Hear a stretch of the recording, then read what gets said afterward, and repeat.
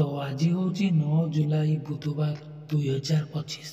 आज सकाळ पाणीपाग केन्द्र आसला बहुत बड़ अपडेट। पश्चिम बंगरे सृष्टि होइतिबा लघुचाप प्रभाव रे आसंता 2 दिन राज्य में प्रबल वर्षा लगी रहिबो। यह प्रभाव रे आज नुआपड़ा बरगड़ और बलांगीर जिलार विभिन्न स्थान रे प्रबल वर्षा हेबार अनुमान करा जाउछि।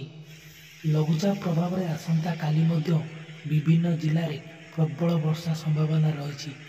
विशेषकर बलांगीर बरगड़ और नुआपड़ा जिलार गोटे किंबा दुईटी स्थान में झटका पवनर बेग घंटा प्रति 30 ରୁ 40 किमी रहिबा सह प्रबल अति प्रबल वर्षा होई पारे। एणु आंचलिक पाणीपाग केन्द्र पक्षरु ए सबु जिला को ऑरेंज वार्निंग जारी करा जायछि। एथिसह पश्चिम ओडिशा रे भी प्रबल वर्षा नहीं येलो वार्निंग जारी होइछि। 9 तारिख दिन वर्षार अनुपात कमिबो 10 रु राज्य में पाग सुखिला रहिबो बोली पाणीपाग केन्द्र पक्षरु सूचना मिलिछि।